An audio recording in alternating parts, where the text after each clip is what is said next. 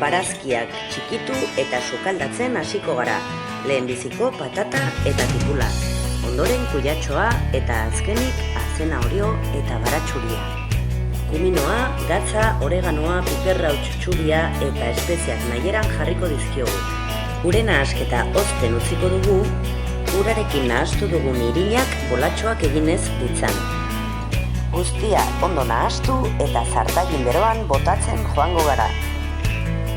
Platertxo baten laguntzarekin bueltak emango dizkiogu, eta ez kezkatu puskatzen baldin bada, zartagin berak gero forma emango baitio.